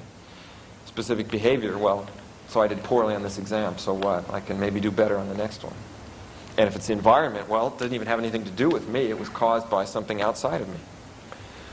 Those are very powerful differences. And one of the things that you're going to find is that the way in which you respond to people along these lines is going to determine the impact that your statement has. And your beliefs about these things are also going to make a difference. In other words, if it's a belief about your identity, that's different than a belief about your profession. And that's different than a belief about your family or a belief about something that's going to happen this week. And so those become real important things. I think they really can help you to recognize why things can have a different impact. And this whole sleight of mouth maneuver, then, is if I can take something and change which level it's on by recategorizing it verbally, that's going to change the person's whole reaction to it. So if somebody goes, God, I'm a learning disabled because I'm slow at learning things, I can say, no, It's not that you're slow, it's just that you're very thorough in your learning. So what I've done is I've used the sleight of mouth pattern to recategorize a capability. If I can say, well, being a slow, you're very thorough in your learning. So what I've done is I've used the sleight of mouth pattern to recategorize a capability. If I can say, well, being a slow learner just means that you are very concerned about the information that you're getting, now I'm relating it more to an identity. If I say, it's not that you're a slow learner, it's just that you had trouble with this particular content, now I've just reduced it to a capability. I found that this kind of thing is really important if you're in business, if you're in education, whatever, in giving or in taking criticism. If somebody doesn't do well on something and you're in business, do you say, you know, you are a screw-up? That's an identity statement. Or do I say, well, you did poorly on this particular assignment? Or do I say, well, you're not very good at managing people? That's a capability. Or do I say, people of your ethnic group have this kind of trouble? I mean, that's a belief. So any one of those, and by the way, here's the other thing. People will often make these beliefs, they'll make the connection themselves whether you say it or not. I remember, by the way, it was interesting, I was modeling a person who worked in a very high-stress job, and we were modeling his ability to take criticisms, because he's one of those people that worked, you know, he's worked in this kind of person where people always called and complained to him if there was any trouble. So I was real interested. This person was able to do it well. He wasn't burned out. He wasn't stressed out. Wasn't sick. So I thought, this is interesting. How does he do this? And so we started putting him into certain situations and role plays, and I started to criticize, you know, pretend like, you know, role play criticism. And what I noticed is that he would immediately take everything, any complaint, and reduce it to a specific behavior or an environment. So for instance, if someone called up and said, you guys screwed up my order, he'd say, well, what specifically happened? Tell me what happened. What did you do and what happened? So he wouldn't take this, oh, I'm sorry, we really messed up, really excuse me. He just said, oh, tell me what happened. It's really important, I'd like to know. And he literally, by the way, because I was doing different things, if you looked straight at him and started pointing at him, he would actually he would start turning it like people do in martial arts. They teach you how to, instead of taking it right here, you kind of turn this way. He would take the person's criticism just like this, and he'd start talking about the problem over here, you know, not the problem, you know. So he'd move it over there. What happened? And he goes, I told your people are so incompetent. So here you get to belief capabilities. And he said, well, yes, you know, people do what they do and mistakes happen. So in other words, once again, he just took this and put it into behaviors. He didn't say, yes, my people are incompetent, or no, they're not incompetent. He just said, well, people do what they do, and mistakes happen. You know, it's not necessarily a connection between the two of them, but so he was pacing the person, but literally using sleight of mouth to recategorize the statements. And what was really powerful, because I know I was trying to go into a certain state to role play, being a complaint, and you just couldn't stay angry. He wasn't arguing with you. He was taking what you said and just restating it, feeding it back. And if you do active listening, and you listen to what people like Carl Rogers did, a lot of this so-called paraphrasing is actually changing the level at which something is occurring. Likewise, if you want to give feedback to somebody, sometimes if you say, I know this from teaching NLP, sometimes if you say, well, you know, you could have placed that anchor better, the person interprets it as, you're a completely inadequate human being, you know. And now the thing is that if you go, well, I didn't say that, I didn't mean that. This is where it becomes important, I think, to validate those levels. Don't take it for granted that the person's only going to perceive your communication at the level that you're giving it. You all know, if you have children, or you hang around children, that there are certain ages where they take everything personally. It doesn't matter. They're building their identity, so everything is a feedback about their identity, even if it's one little thing. You know, oh, my hair's out of place. Oh, what a disgusting person I am, you know. So, in other words, it's a specific behavior, but the person takes it as an identity level feedback. So part of what I'm saying is that one of the big strategies and keys then for using sleight of mouth effectively is being able to, for instance, take a positive belief and elevate it, say, to an identity level. So if someone says, well, I'm good at being creative, that's not identity level yet. That's not I am creative. That's, well, I'm good at doing this, or that kind of thing. Does anybody here do body work with people? Okay. One of the things that you guys will realize, because I find this all the time, is people that work with someone's body or in the health area when somebody's got a particular problem. I see this all the time when a person goes, oh, I can't lift my arm up to, past here. What happens is you actually get them to lift their arm past there. And they go, well, okay, well, I did it once. Yeah. So it's like, you're expecting them to go, oh, this is amazing, now I can do this. What they do is they can either take it as just being a specific behavior, or they can even go to the environment. Not even I did it once, you did it for me. That's an environmental statement. It doesn't impact me at all. Or, well, I did it once. The next step is to say, okay, I am capable of doing it. That's the next level of generalization. Then you start getting to the belief. I will be able to do this whenever I want. And not only that, I can use this as a way to also continue other healing processes versus the identity, which is, I am a healthy person now. I'm a flexible and healthy person. So once again, you notice that just the fact that you've given somebody specific behavior doesn't necessarily mean they're going to automatically generalize it. Some people will take one experience and generalize it.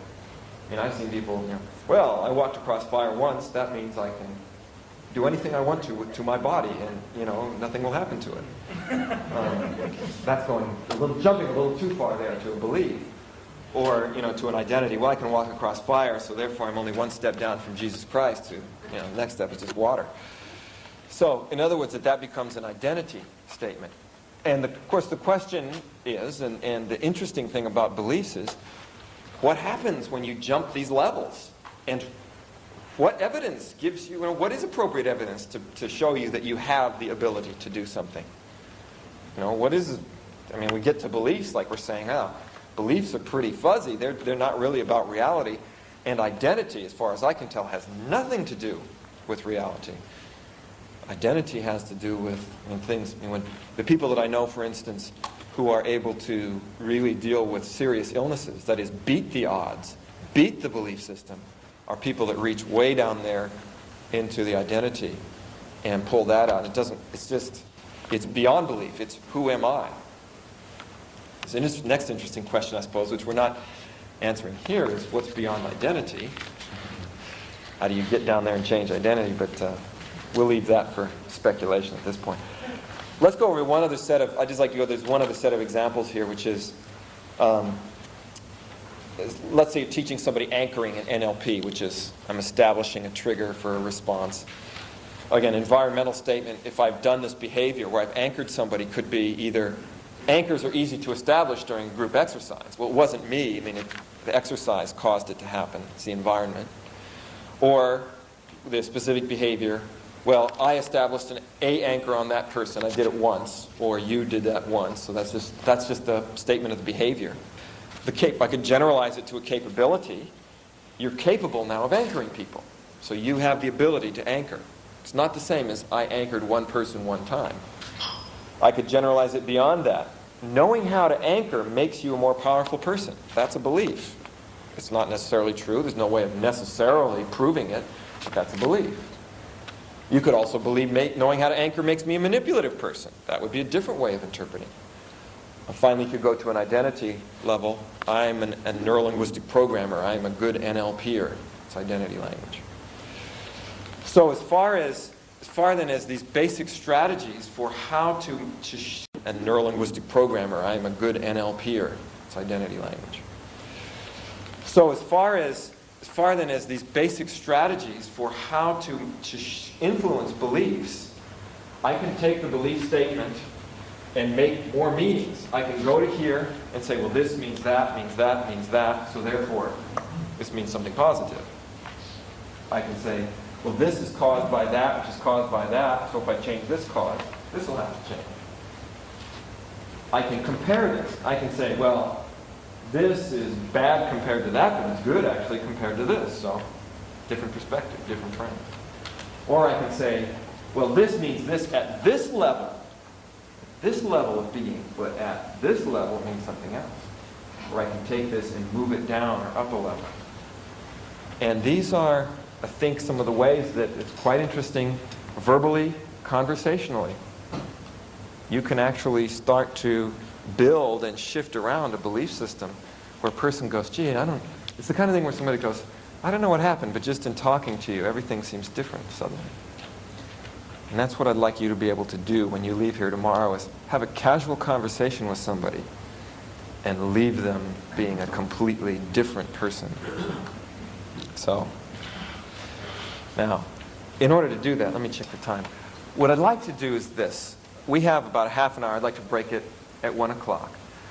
I wanted to present these general strategies, give you 2 specific patterns to start with, a couple of specific patterns, and have you just do a little exercise before we start to sort of get used to these patterns.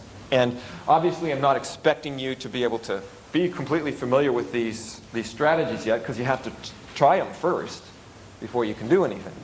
So I'd like to give you 2 patterns and then give you an opportunity to start to try a couple of these patterns.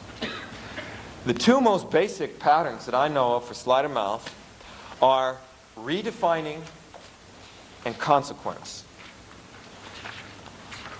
Now, let's turn to first page that says sleight of mouth patterns. It gives you a little definition, although some of them look like they're difficult to read. Redefining involves substituting a new word for one of these words used in the belief statement that means something similar but has a different implication. So for example, this is when you go, you say mean things, so you're not nice, and I go, well, yeah, I mean, I do have to admit I was a little bit forceful in my communication. Well, I've taken mean things and redefined it as being forceful in my communication. It kind of covers the same territory, but it means something, has a different implication. That's your basic redefining strategy. Consequence, on the other hand, has to do not with redefining this, but saying, well, this causes something else to happen that's either positive or negative. So it says directing your attention to an effect, either positive or negative, of the belief or the relationship defined by the belief. So for example, this would be, well, I only say mean things to people to make them better than they are now. I only say mean things to people because I'm the only one that will. And they need to know that. I'm the only one that's going to be, and they need to have this result. So I go and say, what's a consequence of this thing? And notice either one of those could reframe it. It could reframe the implication of it. Or it could begin to create a comparison that makes it seem better in light of this consequence. So what I'd like to do with just these 2 patterns for a moment is to go through some of the examples. You'll notice that one of the things I've done here is you have about a half a dozen sheets of examples on the following pages, and those are to give you some insight into how these patterns work. So if you'd go to the first one of these little diagrams that has the writing on it, you'll notice that the first one says something like, I can't do X. Very common belief. Someone will say, I can't do this because I've never done it before. So if I want to redefine it, I can take I can't do X, which is part of an evidence procedure here, or this is actually the meaning statement. You say, well, it's not that you can't do it, it's just that you can't access a specific reference experience for doing it. So in other words, I've just redefined it. I'm saying it's not that you can't do it, it's just that you can't identify a particular reference experience for it. Question: of these strategies that we were talking about, which one is that? Remember the general strategies? Is that changing logical levels, doing chains of cause, chains of meaning? Moving from identity to behavior. Right. Actually, it's moving it from a capability, from I can't do it, which is a capability, down to a specific behavior where you can't access a reference experience. That's just a behavior. So I've changed where it fits. It's not a capability, it's just a statement about a particular kind of behavior, particular activity. Okay. Other side, I could redefine, if the person says, I can't do this because I've never done it before, I can say, well, is it that you've never done it before or that you've never really been able to let yourself go for it? So I redefine not doing it before as not letting yourself do it before. Both could account for the same experience, but again, they have a different implication. And that's redefining it.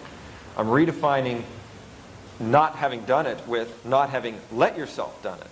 I'm saying those are basically similar statements. It's not necessarily true in reality, but it could change the person's whole thinking about what's going on. Now, consequence, as opposed to redefining, would be something like, well, at least that's one less thing you'll have to worry about people expecting of you.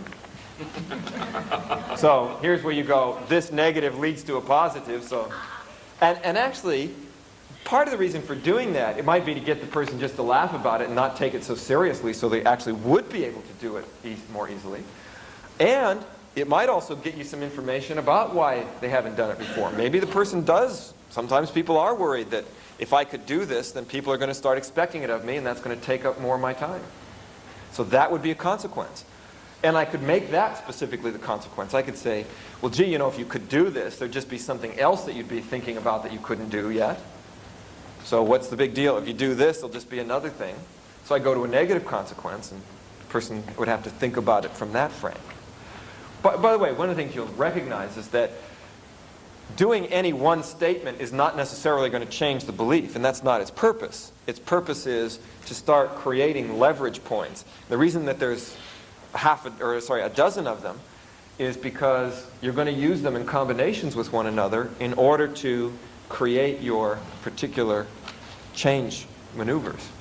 Doing any one of them can change the way you think about it, but not necessarily resolve the whole situation. And obviously, your best strategy is to track from the limiting belief to start moving the person to a more positive belief. So I might make one statement that gives me this breathing room, so then I can kind of move over to here and then move up to there and finally move to the positive belief. And I promise to demonstrate how that works as we learn these patterns. Let's do another example of the redefine and the consequence here. We have just a couple minutes. Here's another belief. If I care about other people, they will take advantage of me. If I let myself care about other people, then they're going to take advantage of me. It's a belief, cause-effect belief. Cause-effect part of it. I can redefine it saying, it's not that you're caring about other people, it's that you're forgetting about yourself. So in other words, I just redefine caring about others as forgetting about yourself, and that's really what causes that. So I notice it kind of changes the way you think about it a little bit, opens up the thought process. If I care about others, they'll take advantage of me. I can redefine taking advantage. They're not taking advantage of you, you're just not setting boundaries for them. I mean, it's not that they're taking advantage, it's just that you're not putting up an appropriate boundary. They're not taking advantage of you, you're just not setting boundaries for them. I mean, it's not that they're taking advantage, it's just that you're not putting up an appropriate boundary. So again, both could describe the same experience, but they have different implications. Consequence, on the other hand, would be something like believing this can certainly put you at a disadvantage in a relationship. I mean, I'm going to a consequence of this belief. If you really believe this, obviously you're going to be disadvantaged in any relationship you go to. So maybe that's a different frame in which to evaluate your own belief. It's a consequence that would cause you to reframe it. One more example. Robert? Yeah. One thing it reminds me of, I was reading a book on cognitive therapy with eating disorder. Mm-hmm. And one of the major techniques that was talking about is you don't argue with the girl and say, well, you really are, too thin. He said, your weight might be perfectly fine as far as you're concerned, and if you keep doing this, you'll die. Yeah, It's okay with me if you believe that that's a nice weight for you, but right. Pacing and leading is what this, again, the basic principle of any influence and all influence. The most underlying principle, I don't care what technique or what else you're using, is pacing and leading. You start right off leading and going, no, that's not the case. I don't care whether you're using sleight of mouth or not. You are going to create resistance for yourself. I don't care whether you're anchoring. Even if you could even be doing reframing with somebody and not be pacing them. So pacing means I acknowledge I start with the belief and I start where the person is and then lead on to some other frame, some other consequence, some other meaning. But I'm going to pace it first. Anytime I try to lead first, I'm going to set myself up for creating resistance. So let's take the next one. I always find this one interesting. You were late. So that means you don't care about me. You're always late, so you don't care about me. You can redefine it. Well, I wasn't late, I was just delayed a little bit. And which, by the way, that's again one of those ones that takes it from a personal to an environmental. Why does that work? Because it says, well, it's the same end result, but delayed means it was an environmental factor out of my control. Being late means it was something that I did. So again, you move it to a different logical level. You don't care about me. I'm not uncaring, just forgetful.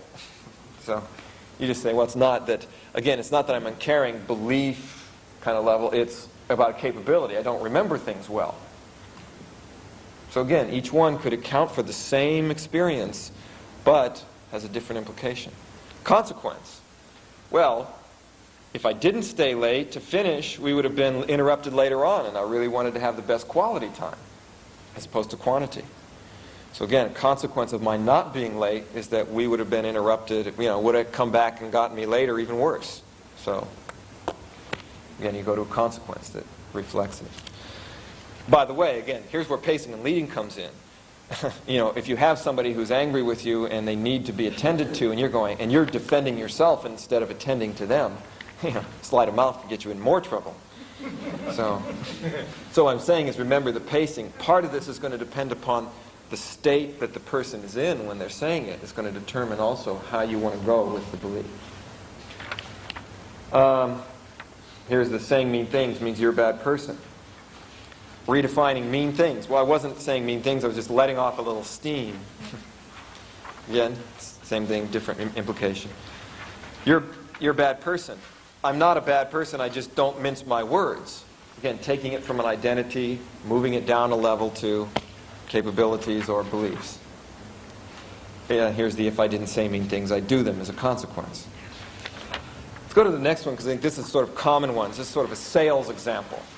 Some people that are really good at sleight of mouth, people that work in sales. So somebody goes, this house is too expensive, I can't afford it. So you redefine too expensive. You say, well, it's not that it's too expensive, it's just that it has exceptional value. Which is, in other words, they're both accounting for the same thing, but it's not too expensive. It has a lot of value. Different implication. I can't afford it. Well, it's not that you can't afford it, it's that you're unwilling to make this big of an investment. Well, again, and people will say that. I've heard people say things like that. It could be computers, it could be houses, I don't care. Those are standard kinds of redefines. Yeah. Isn't that taking that down from capability to behavior? Actually, it's saying I can't afford it is a capability. Saying that you're unwilling is starting to take it up to more of an identity, belief type of an issue. That it's something about you, not to... So here I can't afford it is more about my capability. I don't have the capability to afford it. The other one is saying, well, you're not willing to make the commitment, which is not about capability, it's about a belief level. Consequence. Going classic sales consequence. Well, if you pass up this opportunity now, you might never get another chance, and the costs are just going to be going up in the future, So in other words, you may think it's expensive now, but wait till 2 years from now, it'll be completely impossible. So I remember I was going to buy a car, and this guy says, didn't you ever come in and you were going to buy a sweater, and when you came back in the next day, you thought about it, and you decided you didn't want it, and then that night you really thought you wanted it, and when you came back in, somebody else had already bought it, Again, this is a classic going to a consequence that if you don't get it now, it may not be here for you later. So let's go to the last example, which is a health example. And it's beliefs, common types of beliefs that cancer causes people to die. And what you do to redefine it is to say, well, it isn't really cancer that causes people to die, but the breakdown of their body systems and immune systems. Therefore, let's focus on how to build up those body systems, because it isn't really the cancer that does it, it's your body systems failing that causes death. It's a redefine. Cancer causes death. Now, cancer doesn't cause death. It causes the loss of will to live. And this, so can beliefs like this. Now, that's, of course, is taking it up a level to will to live is more on a belief and identity level as opposed to a specific behavior level. So here, again, you're redefining to open up new possibilities. Consequence, beliefs like this can become self-fulfilling prophecies because people stop exploring other options. If you really believe that, what's the use of exploring anything else? Of course, it'll become a self-fulfilling prophecy. So that would be a way of using a consequence in a situation like that. Now, we have 10 minutes left. But since there's only 10 minutes, that just means that we'll be able to really combine the quality of time that we have in that space to really do a great exercise, which we can continue after lunch. And what I'd like to do is to just start, maybe have you do a first round before lunch break. And that, what I'd like to have you do is to get back into your groups of threes. I'd like to have the person who stated the beliefs, you stated two beliefs, a limiting belief and a resourceful belief. What I'd like to have you do is this. Have one of the people choose their limiting belief and state it. Have person number two redefine some of the elements of that belief using one of these strategies of like leading it to something that may be more positive or shift it to a different level. And by the way, at this stage, I suggest that you start just doing it intuitively. Don't try and do it logically. Just try and say, okay, how do I redefine this? What is something, how can I respond to this if I were to use this category? Just see what you can do spontaneously and naturally. That's always much better than trying to figure out and make yourself do it, put effort into it. So, person two, try to redefine some element of what they were saying. So, for example, if you say, I'm disorganized, I say, well, no, it's not that you're disorganized. It's just that you haven't found the right priorities for the things that you're working with yet. That's a different implication. It's not that you're disorganized, it's just that you need to find the priorities that these things fit into. It could, again, that's a different implication. It's not that you're disorganized, it's just that you need to find the priorities that these things fit into. It could, again, I'm not saying it's going to change his belief completely, but it's something that might start him thinking about it in a different way. If he says, my caring causes me to not be interested in this, I'd say, well, I don't think it's so much your caring. I think if you had an easy, simple strategy for being able to organize things, and if you cared enough about it so that you could keep things organized, using this strategy, then it wouldn't be a problem. It's not a matter of either or. So I can try and take this caring and reduce it to a capability instead of, because obviously, if he has to believe that he has to not care about people in order to be organized, that's a hard thing to give up. If I can redefine it to say it's not caring that causes it, but it's actually just a lack of a simple visualization strategy, now I've done something that can open up some new possibilities for changing that. Cause-effect, person number three, your job would be to try and cause-effect it. To say, well, you know, if you stay disorganized, things could get so disorganized that it keeps you from doing the things that you really care about doing with other people. It starts to actually impinge. You get too disorganized, then it's going to keep you from being able to accomplish the things that you want to do. So that goes to a consequence of it as opposed to redefining it. And that would be your job. It's just to, number one, try and find something whose purpose is the following. Not to make the person feel dumb for having the belief, not to make the person feel bad for having the belief, but to try to open up some other possibilities in that belief, to try and put it into a frame that will get the person to start thinking about it a little bit differently. Okay? So that would be your goal. Initially, just to take these first two. I don't expect that you're going to be experts at it yet, but I think that in order for me to go any further in demonstration or in presentation, you got to get your hands dirty a little bit, make some mistakes, because if you don't make mistakes, consequence, then you won't have the experience base with which to make the sense out of the things that you see and hear up here. Now they say, I hear and I forget. I see and I understand. I do and I know. So, anyway, let's, now that we have another 5 minutes, what? Yeah, right, a little bit more.